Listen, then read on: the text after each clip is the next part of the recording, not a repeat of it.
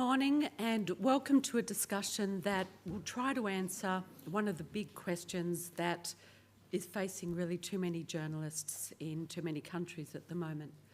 I'm Jacqui Park. I'm the Head of Network Strategy and Innovation for the International Press Institute, which is the global network of journalists, editors and publishers. So we've got an hour for the discussion today, and because of the COVID restrictions, there aren't mics for questions, but we'll still try to leave some time at the end and somehow manage. You could either email me a question, and my email is pretty simple. It's jpark@ipi.media. That's jpark@ipi.media. So if you have a burning question, you can shoot it through the session and we'll get to it. Otherwise, we can just, try and improvise, see what happens. Okay, so it's hard enough to create and build a modern multimedia news outlet these days. And each of our panellists here has had to do it harder still, under pressure from governments, usually their own, but sometimes others, and also from political and social agents.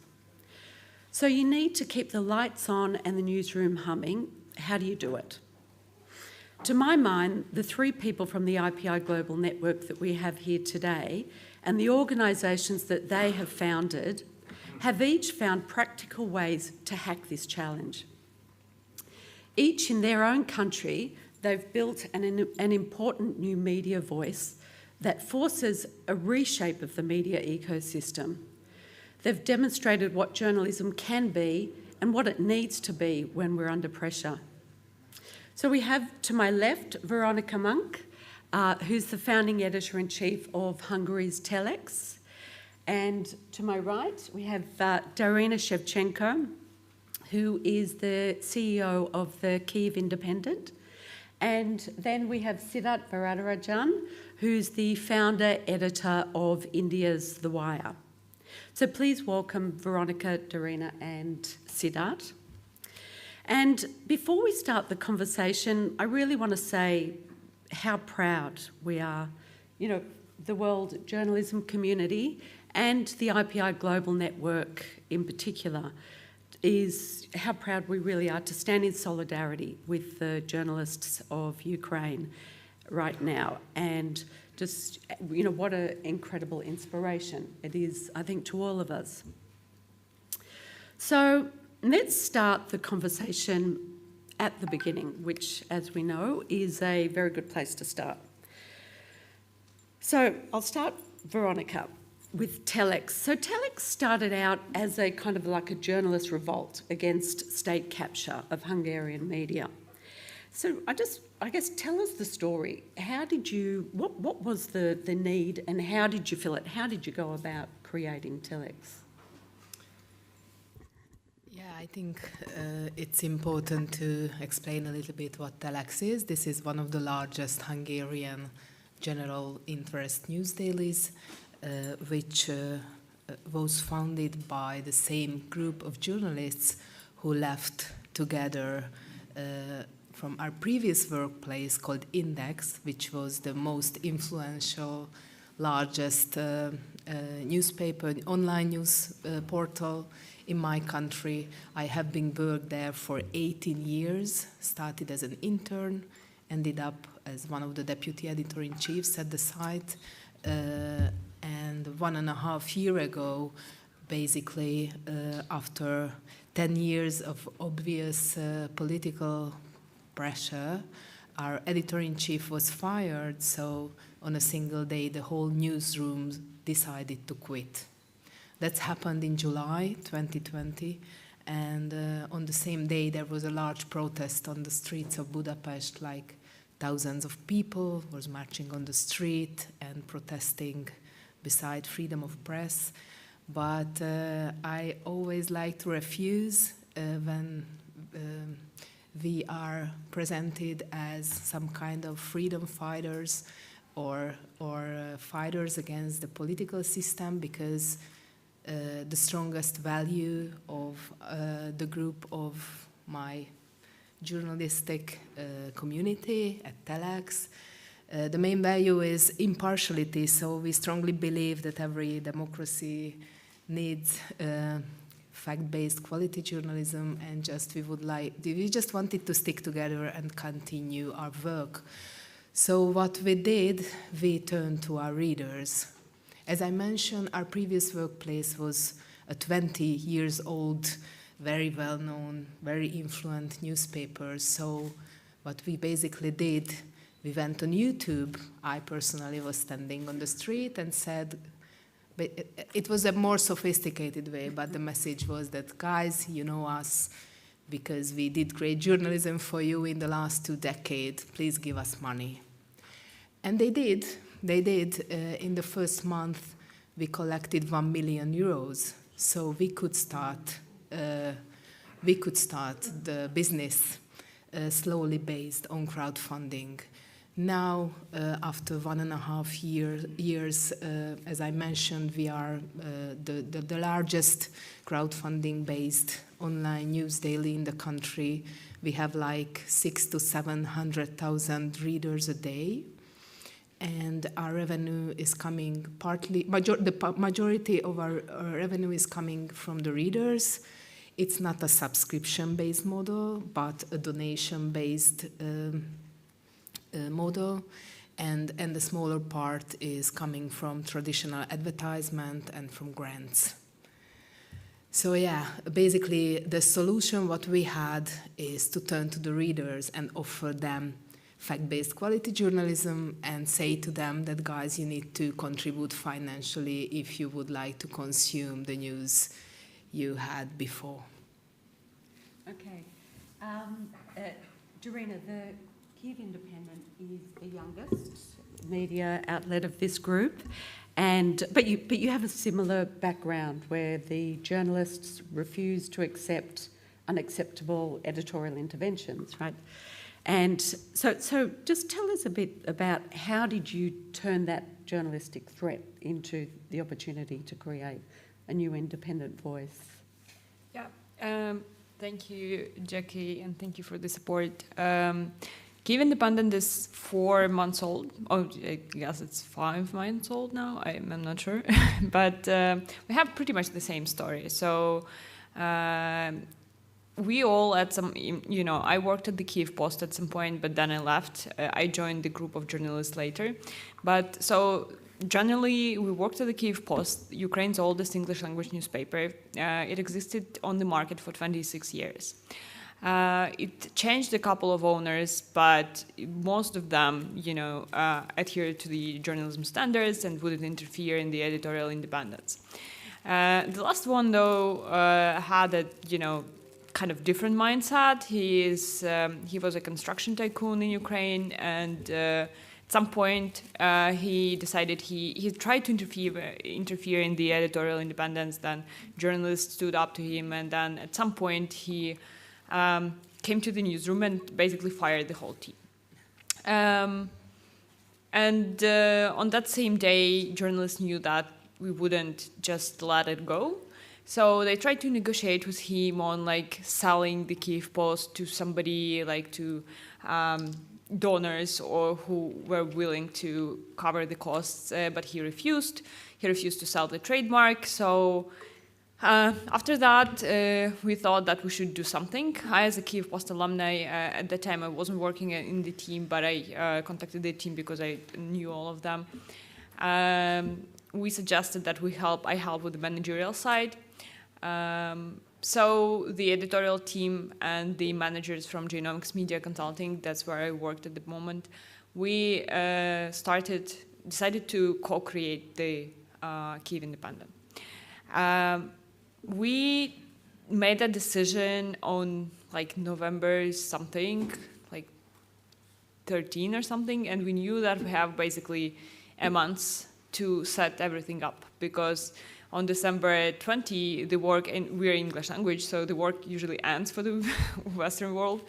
And we had just a month to basically build a company that would be competitive on the market. Our market didn't make it easy for us, so as soon as we announced that we are creating a company, our colleagues started setting up English language publications and English versions of their publications. And as soon as we announced that we are creating a new publication, Kyiv Post relaunched its operations. We call it the Frankenstein Kyiv Post because what they did was not good. But, and it was frankly painful to watch because that was the brand we loved and invested a lot into. But, you know, we had to do our thing and we did. So in the beginning, we knew we had to be sustainable. We knew that we can't rely on one owner or even, you know, on donor funding fully because that's not going to help us in the long run. So we decided to diversify the revenue streams as much as possible. I talked to many people from different countries who suggested that I pick a revenue stream and then just go for it. And then I said, no, I'll do different things. And then at the end, this is what saved us when the war started, because as you can imagine, you know, if I went for the commercial revenues only, they ended overnight in Ukraine. There's no advertising market, non-existent. But I also had membership set up on Patreon. Why Patreon? Because we had to create it overnight, so it was the easiest solution for us.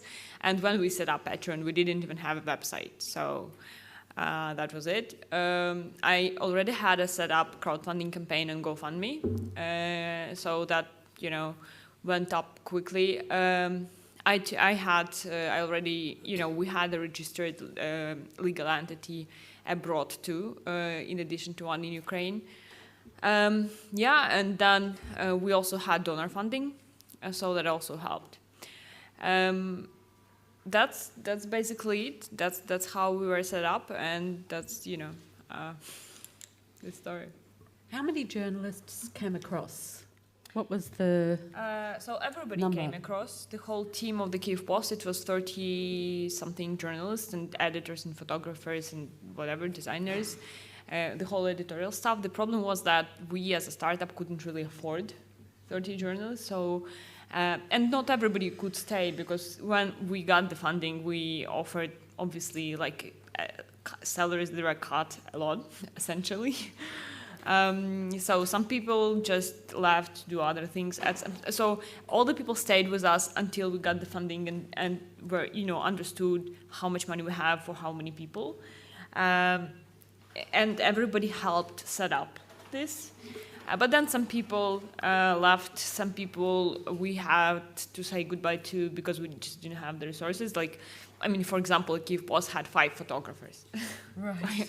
We couldn't even nearly afford 5 photographers, so we stayed with just 1 photographer. But all the photographers were like all fine. One of the photo editors actually became a manager in the commercial department. You know, so we were very flexible, and the team was very flexible. Everybody wanted to do that, so that helped. Yeah. Okay. Siddharth, and so if the Kyiv Independent is the baby of the group, then The Wire is really like the veteran journalist, right? You've worked for, you know, as editor for some of the biggest media in India, and I think you talk about you and your co-founders have 100 years experience, 100 years of journalism. I've heard you say that, I think. So what were the shortcomings of the Indian media ecosystem, and particularly, you know, what you saw in Modi's India that inspired you, you know, that you felt like The Wire was really what was needed? And how did you do it? Okay. Thanks, Jacqui. So the Wire actually began to take shape in the mind of its founders before Modi became Prime Minister, so end of 2013, early 2014. But it took us a year to get the concept off the ground, by which time Modi had been elected, and many of our worst fears about the kind of media landscape were proven correct. Modi came to power in May 2014, and with the backing of a significant section of the national media. who either for ideological or political reasons decided to back him or felt that it was a good business proposition. And there was also a section, I suppose, of media, and this has become clear over the last 7 years, that for a variety of reasons is vulnerable to pressure and threats of one kind or the other, and are thus unwilling to rock the boat. So even if their promoters lack any great political commitment to Modi's project, and even if they don't directly derive great business benefits from Modi being in power, but they are unwilling to take risks for fear of what might happen to their business activities by a vindictive, regime. That's broadly speaking the media terrain that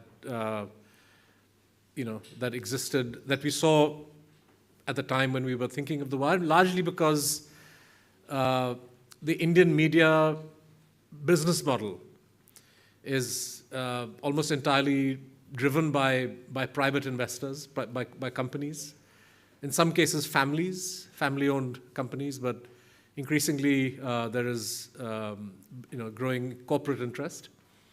And we identified the investor in this business model of the Indian media as being the weak link as far as editorial integrity and editorial independence is concerned, because they become the obvious conduits for pressure. And even if there isn't pressure, we know from Indian and global experience that private owners, businessmen who are out to make money, are not always committed to editorial integrity. And in some ways, this is reflected by what you heard about stories from Hungary, Ukraine, other places. And so for us, the three founders who between us have 100 years of journalistic experience, we figured that if we want to start something new, it should be digital, because entry barriers and cost, the costs are low. And secondly, that it should be based on a business model that would not have those very obvious vulnerabilities. And the only answer was to look to readers as a pillar of financial support. And in the interim, until you scale up, to try to gather and try to look for some kind of philanthropic backing. Now, under the Indian legal landscape, we set ourselves up as a non-profit company, so we are pretty much the only mainstream non-profit news organization in India. And being non-profit meant that we got certain tax benefits, but it also meant that it was not legally possible to access donations from abroad. So if you're a non-profit in the media space, you can only receive donations from Indian nationals. And it's illegal to get donations from foreigners. And this was a constraint that we knew we would be operating under, but we thought there was enough heft, enough weight in the Indian philanthropic system to get us off the ground. And in the initial years that we launched in 2015, from 2015 till 2018 or 2019, we were able to secure a decent measure of philanthropic support from a foundation that was set up by one of India's tech business people who mobilized other companies to donate money into a general fund that would be administered by a board of individuals who were really, renowned for their independent mindedness. And we applied for a grant and got support for 3 or 4 years, and that helped us to get off the ground. That grant is no longer, that support is no longer available for us. And today we we raise 70 to 80%, I would say 60 to 70% of our operating budget comes from small donations from readers. So we have an on-site donation button, and we encourage readers, not in a very aggressive way. So it's not, those of you who read The Guardian know you get a pop-up each time. We don't give pop-ups. But we managed to raise 60 to 70% of our revenue from some small donations. We get another 10 to 15% from medium-sized donations. So we, lawyer or somebody who's quite well off, we will try to get $5,000 or $10,000 equivalent in rupees from them. And then the balance, 15 to 20%, comes from advertising income or some business contracts that we execute.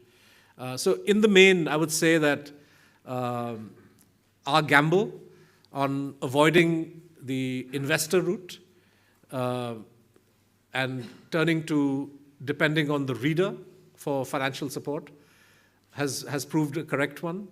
I think the fact that we are regarded today in India as one of the most editorially independent organizations springs in large measure from the fact that financially we don't depend on big advertisers or big investors.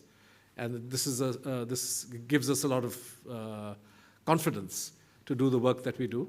But I would add that there are limitations in this, which is that scaling up at a fast enough speed becomes a challenge, right? So today we are quite capable of coasting along at the current rate of operations, but we have to innovate and think of new ideas when we consider how we're going to go to the next stage, because you can't. I mean, donations. The volume of donations grows only gradually. It's hard to think of it jumping from one level to the next. Yeah, we had a panel yesterday with another Indian editor from the News Minute, Daryna Shevchenko, who's I know is a friend and colleague, and she was suggesting that you've been so successful, I think, because they're also trying to build the reader revenues, that the Wire has been so successful because you really cover politics, in a very sort of quite a hard way, right? Yeah. And it seems that in your case that success also brings more pressure, right? Yeah. And you've faced police charges, and then last year you found yourself at the centre of your own stories of state surveillance in the Pegasus scandal, and more recently the organised trolling of journalists, among other political or actors. So tell us a little bit about that. Sure. So far I've spoken about the business side of what we do. But there is the repression angle, which is also part of today's panel, and I think all of us, in some measure, are dealing with the challenges that media in a democracy or in any society ought not to face. In India, we have a media environment that, on paper, as far as the Constitution is concerned, is completely free. The Constitution guarantees freedom of speech and freedom of press.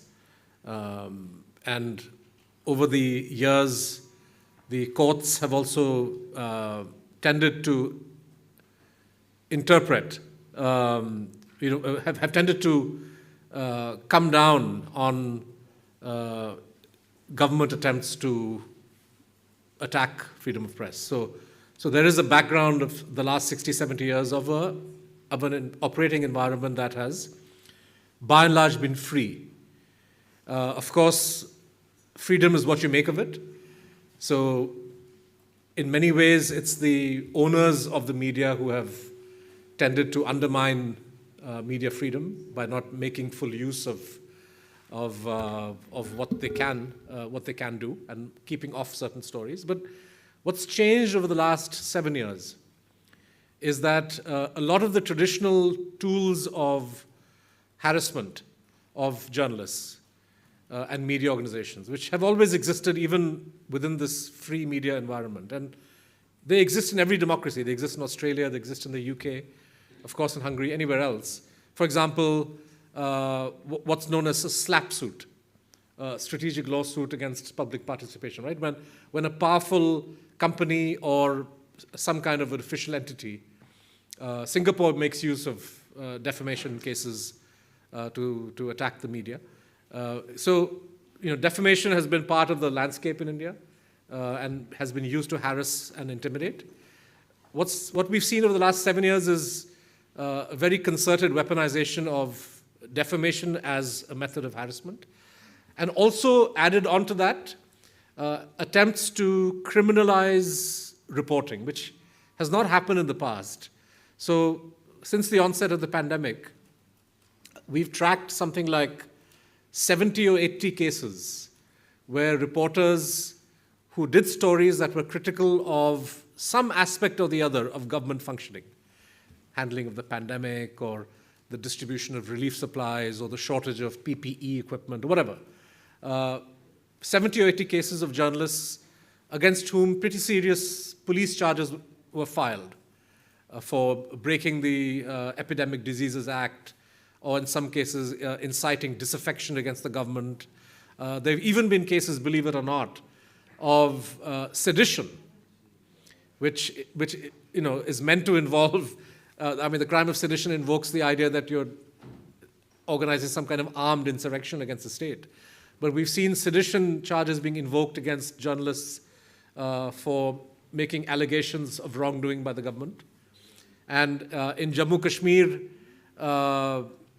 we have seen several journalists being prosecuted or charged under pretty draconian laws like the Public Safety Act or the Unlawful Activities Prevention Act, which is India's anti-terror law.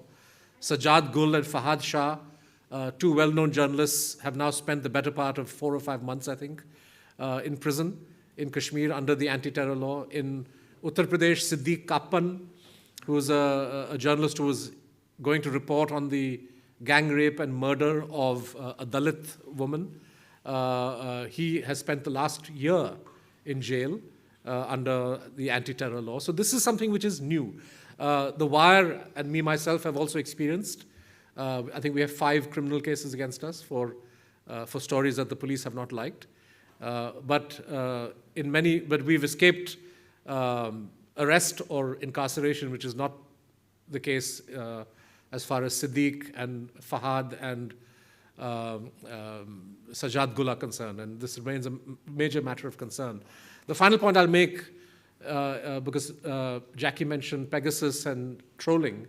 So the Wire was part of the Pegasus project last year, this global reporting project led by Forbidden Stories in France, where we looked into this leaked data set of numbers. And we found that in India, at least 40 or 45 journalists had their telephone numbers in this database. And when we did random sampling of the actual phones, we found maybe 5 or 6 journalist phones, including mine and that of another colleague, M.K. Venu at The Wire, plus a few other senior reporters, had been positively infected with Pegasus. Apart from that, human rights defenders, opposition politicians, so on and so forth, which suggests that the government is not content just with filing criminal cases, but also wants to maintain active surveillance on people like us who are reporting on what's going on. And trolling is another form of harassment, particularly against women journalists. We did a story, which I'll talk about a little bit later, which exposed the official and political nexus with really an industrial scale level of trolling. But it's very clear that journalists and others who are critical of the government are regularly and brutally trolled on social media, because social media as a platform is a great leveler, right? It's allowed people to challenge the government with a counter narrative. And although the government is very effective in using social media itself, but whenever somebody is able to assert themselves and they're critical, and particularly if they're women, the whole troll army can get pretty nasty. And this is also something which I think has an effect of intimidating, and the idea is to push somebody off that space. And you guys have done a great story on that. If you want to follow that up on the wire. Veronika, let's go back to Hungary, because I think that we've all been watching the election campaign and the outcome from last weekend, you know, and how the state-captured media really flooded the space and drowned out the opposition. And I think, you know, we all talk about, you know, like that sort of state capture, you know, and understand it intellectually, but what is it like to actually live and work in that space? And, you know, and how do you see, like, how you can have impact there? I think I used this one. The election, regarding the election result, if somebody haven't followed that, again, the 2/3 of the parliament seats in Hungary goes to the populist Fidesz party led by Viktor Orbán. That's what happened last Sunday. And of course, the media capture, I think, in my opinion, is a really important factor regarding these results, but not the only one. So, of course, it's not always a single matter that why a party winning the elections and have won it 3 times continuously in the last 12 years. And how is it like, and how can we make impact? That was the question. Well, the hardest, I mean, in Hungary, journalists are not put to prison or not being killed like it happened in very different countries, even in the EU as well. But at the same time, in the last 10 years or so, it became much and much harder to work as a critical, independent journalist. I have worked as a journalist in the last 2 decades, and like in 15 years ago, in Hungary, the freedom of press situation was quite similar like now in Finland. I mean, if you check the lists of the Reporters Without Borders indexing the freedom of press in every country in the world, in 2006, Hungary was the 10th out of 160 countries. So from this data, you can see that it can happen. I mean, and now Hungary is the 92nd on that list. And I lived that through. And the most important experience is the lacking the access to information, basically. Sometimes we are not invited to press conferences, or we don't know about them. We just realize from the state news media agency that Mr. Orbán talked by the Ukrainian-Hungarian border about the war, and we didn't even know about that. And the most frustrating experience is basically the job is that we ask questions. So if we do not get answers, it's really hard. But at the same time, regarding the impact, I mentioned that Hungary's population is 10 million people, and we have like 600,000 to 700,000 readers a day. So people who find important to consume fact-based news sources find us.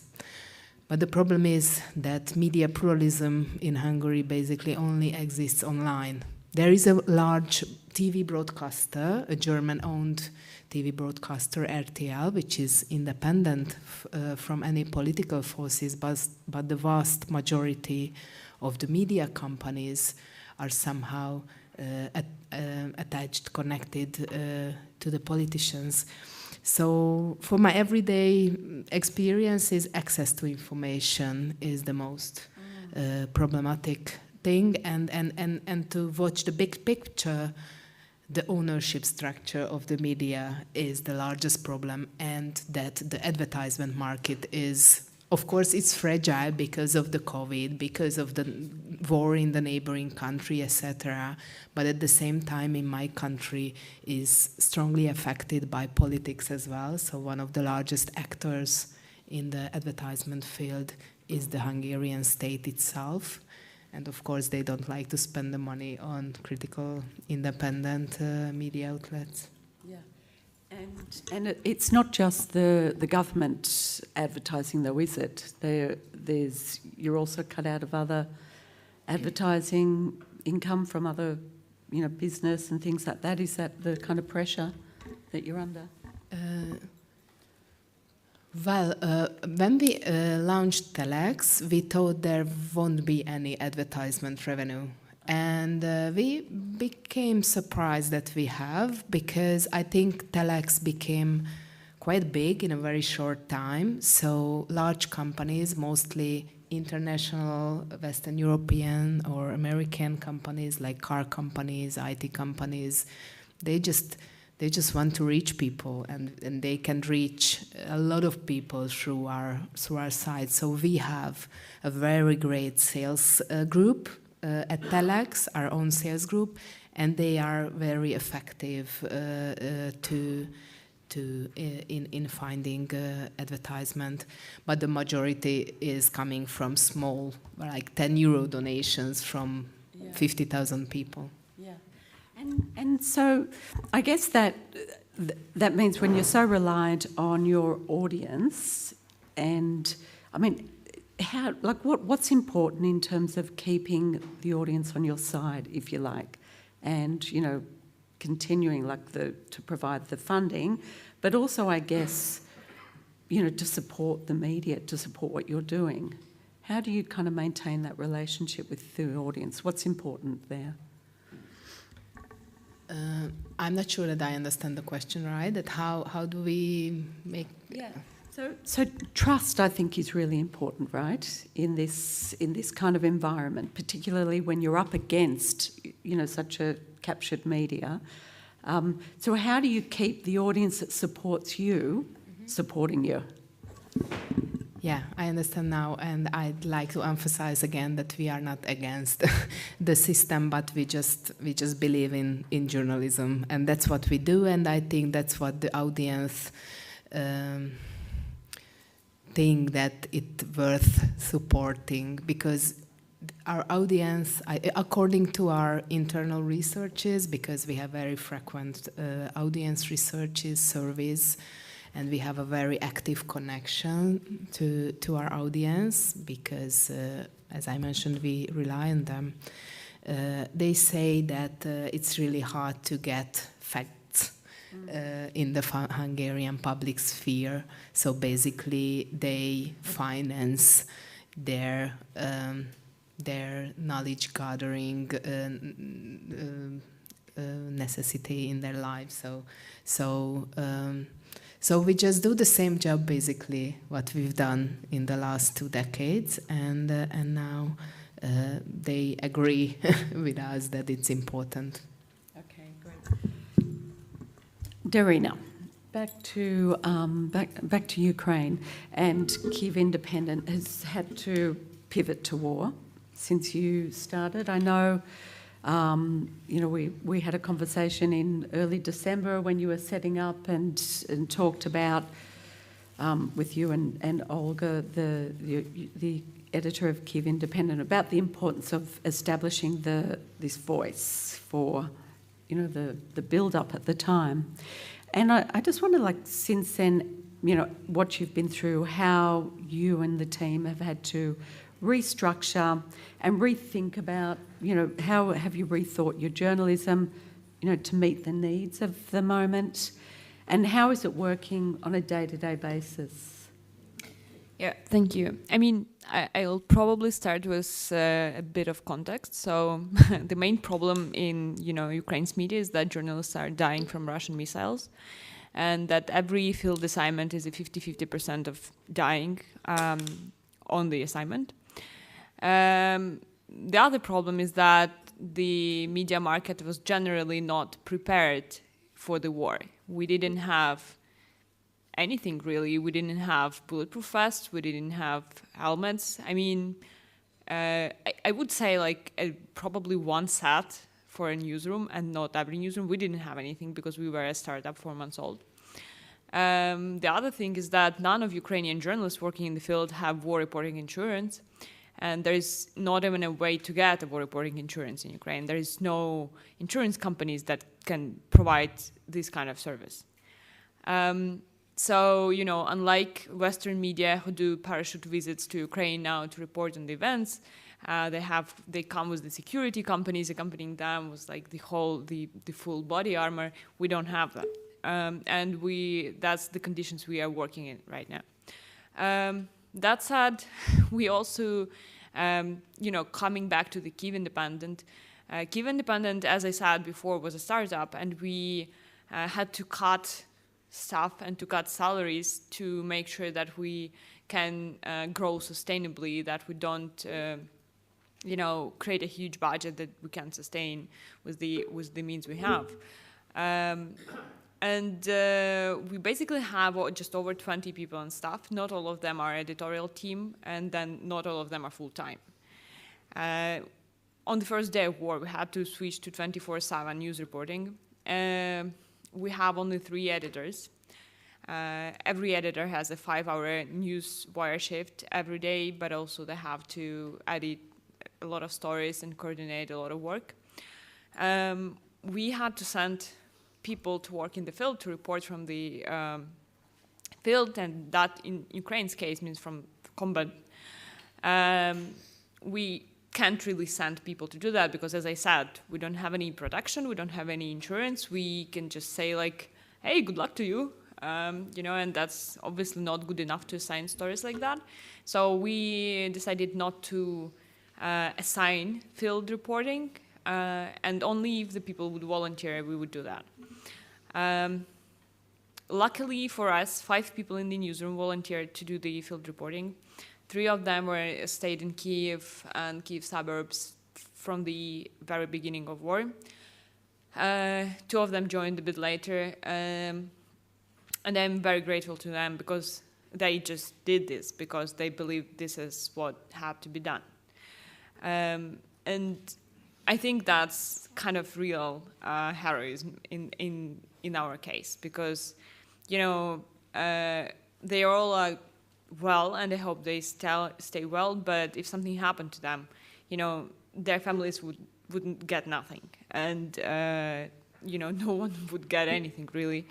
So everything we do is basically is an effort that people just choose to do, because they feel like they have no other choice, because they feel like they have to fight this invasion. And I have to add one thing. So unlike in our country,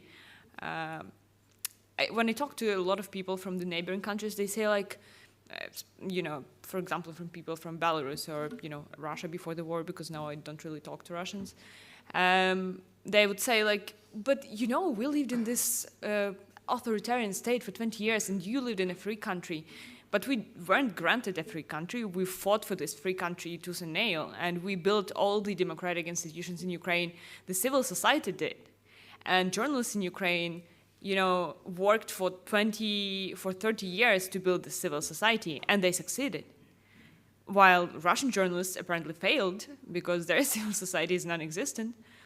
And, by the end of 2021, we in Ukraine adopted so many progressive laws that, like animal protection law or, gender equality law. And this happened thanks to the civil society and Ukrainian media. And we were perfectly able to handle our authorities.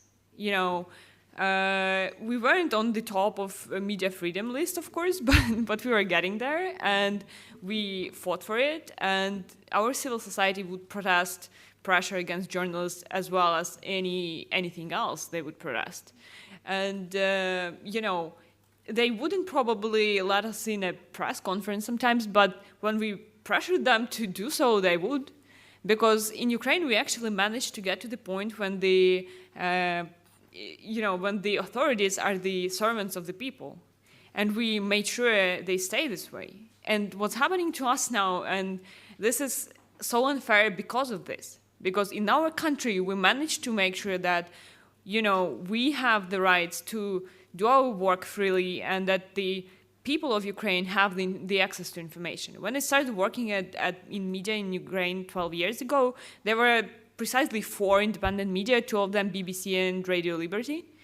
And then now we have multiple independent media, and even if you don't want to read independent media, you can't really go around it because there are so many independent projects in the regions and on the central level. They are of different quality, they struggle with different things and sustainability and stuff, but they are there working for their people. And that's why this war is, you know, the most unfair thing that can happen to a country. It has no economic or political reasons to happen, but it's there. And our journalists, my colleagues, are being killed by Russian soldiers, being targeted by Russian soldiers. A lot of people are kidnapped. Apparently they have some kind of lists of Ukrainian journalists and activists, and they go to their houses and, you know, pressure their families or kidnap their families, kill their families to get to the journalists. So that's the reality we're in. And I just want to talk about how are you thinking about the future? Because there's a lot of focus now on Ukraine media and support, and I know, you know, that you were very sort of well set up to build on that as soon as the war started, and you know, it's been reasonably successful in the crowdfunding campaign and also your membership. You know, the membership income and growth. But how are you thinking about sustaining that? I mean, are you concerned that, you know, the focus will dissipate and, you know, yeah, what's the future? What's your message, I guess, to donors? But also, how are you thinking from a business point of view? How do you sustain this? Yeah, that's a good question.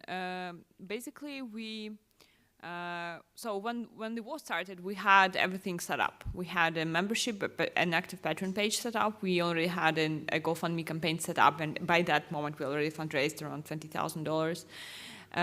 And we had some donor support already, so we didn't have to fundraise from the ground zero.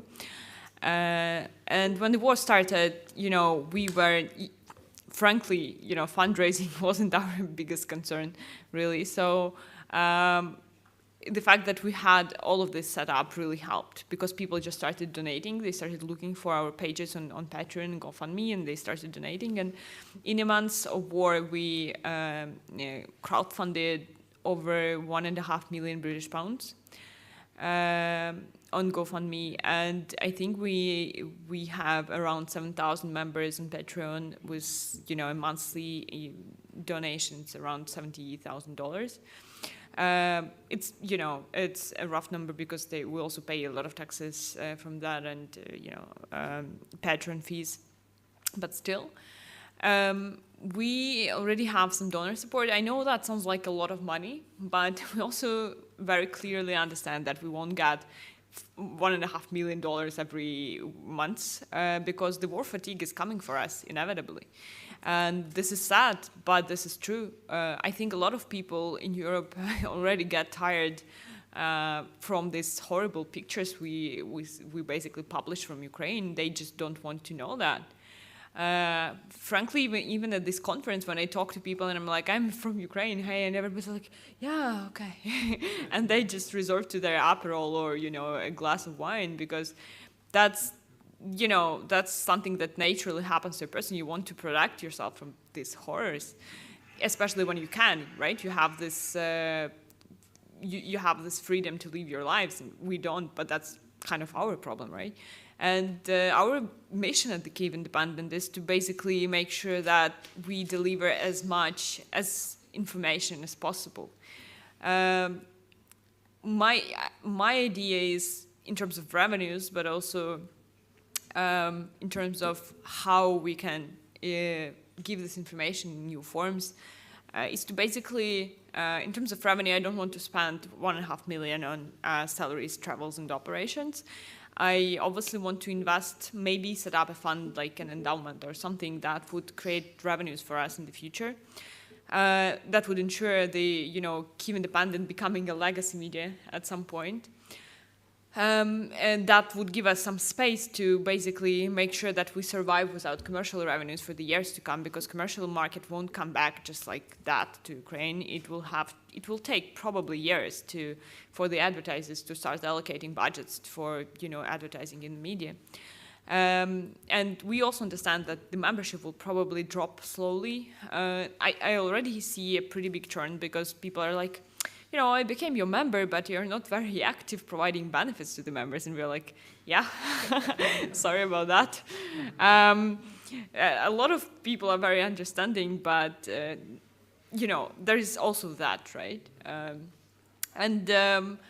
So I hope to invest. I also hope to invest in developing the company, like setting up. So from the beginning of the war, we also went on a couple of additional platforms. We were on Facebook and Twitter, and we had a website, but also we went on Instagram and Telegram. We want to go on more platforms. We want to go on YouTube, on TikTok. So we basically want to be on all the possible platforms we can to deliver the important information. But also, I want to invest in podcasts, in video production. We have a lot of ideas, you know, around partnerships. For example, we want to have an e-shop and promote Ukrainian artists at the same time, and you know, Ukrainian producers of essential cultural products. That is something we are discussing right now. I think these are the plans for now, and for now I do need support to basically cover the operations, to have a runway to set up an endowment for the future, right? But for now we do need operational support. Yeah, I think that's pretty much it. We've got just under 10 minutes left, and so I thought we could wrap up if each of you briefly could just talk about maybe either like what you see as a major challenge, or really, I guess, what are you optimistic about in, you know, where you are? What gives you optimism? Start with Veronika. I'm an optimistic person by personality, so I usually try to find the aspects that is promising. I'm optimistic because I believe in this team that we have, and that we can make our project Telex sustainable. I totally agree with you that we need to raise a lot of legs. For instance, we started a web shop selling merchandise, and it's surprisingly successful. We launched a new project in Transylvania called Telex. There is the largest Hungarian ethnic minority living in Romania, and the media sphere there as problematic. I mean, the Hungarian language media sphere in Transylvania as problematic as in Hungary. And there was a group of journalists who decided to quit their previous workplace, and the two stories were so similar. So when they contacted us and asked for our help, we thought that, okay, we give the knowledge, and they started a crowdfunding there as well. So now there is one more independent critical media that can operate. So as I mentioned before, it is frustrating, but at the same time, it is. I so passionately believe that it's needed to be done. That is my drive. Great. Siddharth? Yeah. I think first of all, the constraints or challenges, you know, generating the kind of revenue that you need to grow. I mentioned this earlier, that this is a constraint that we face. And so we have some ideas, largely revolving around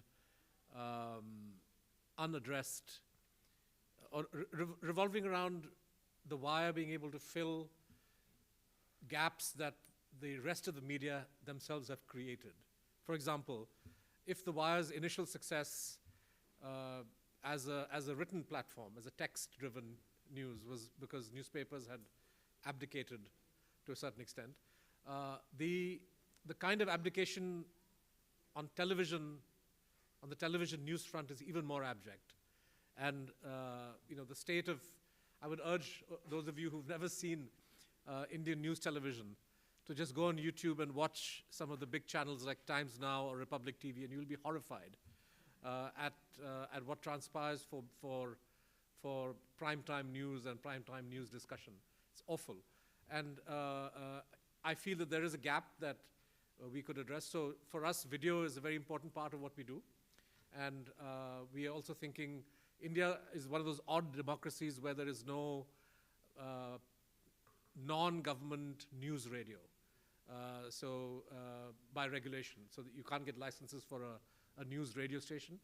But the internet is unregulated, so digital radio, internet radio is something that we're looking at. So there are various new things that we can do which give us hope. And like Veronika, the fact is that journalists can't afford, in our situation, pessimism isn't a word that we can allow us to, that can bog us down. The fact is that we exist because, and the work that we do is important precisely because our societies are undergoing great stress. And, there's an integral connection between the, state of democracy and the state of media. If you don't have vibrant media, then it's not just freedom of press that gets affected or, the rights of individual journalists, but democracy as a whole. And frankly, the price is too big for us to pay. So you have to keep battling the challenges that we confront. And what's gratifying is that when we do big stories, the tech fog investigation or the Pegasus investigation, or when we've looked at the business practices of some of India's biggest corporate houses or politicians, the public response, the reader response has been enormous.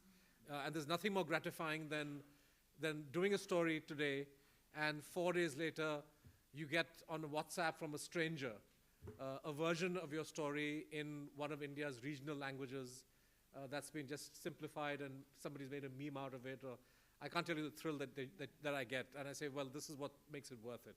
That if the stuff we do circulates and people read and share, then it's all worth it. Daryna? I'm not an optimist as a personality. And I frankly find it hard to find a lot of reasons for optimism.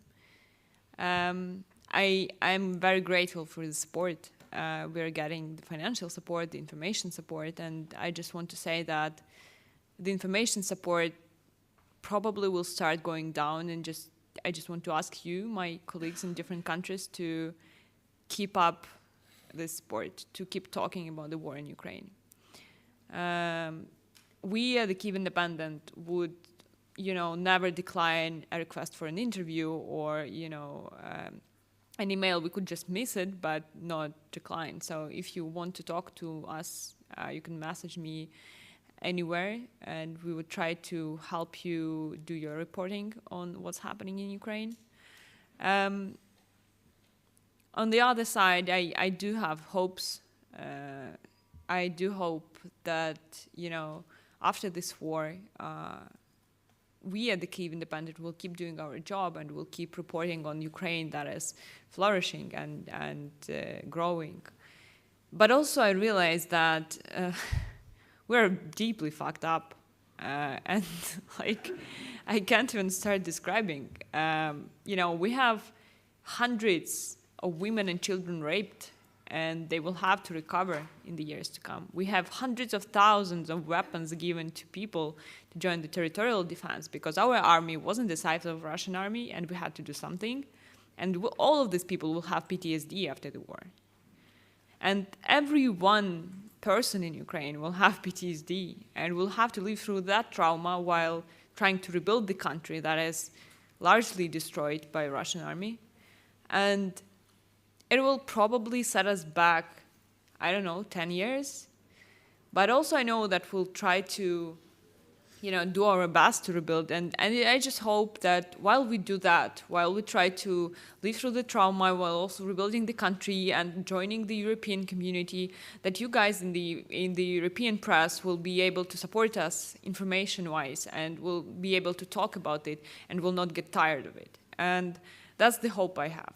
And that's the, something I want to ask of you, because frankly, optimism is not something that is easily obtained now in Ukraine, especially if you're a journalist and your job is to basically live through the news, every news item out there, and there are a lot of horrors. So, I promise if we get through this next year, I'm here, I'll be more optimistic, but, not today. Okay, so we're out of time, and I really want to thank Siddharth, Daryna and Veronika, who I think, give us all some inspiration and hope that as journalists that we can actually reclaim that kind of democratic space for journalism, particularly when it's under pressure and our communities need it most. And the models that they have built, I think, show that it can be done. And that's an important lesson for all of us, the whole journalism, world community. So with the IPI Global Network, if you want to know more, you can reach out to me. I'm here. My colleague, Jamie, is sitting here in the second row. He's here as well at the festival. Any of the colleagues here. Or look on the website, there's more information about each of these media organisations, or of course go, check them out directly. Our website is ipi.media. Okay, thanks very much for coming.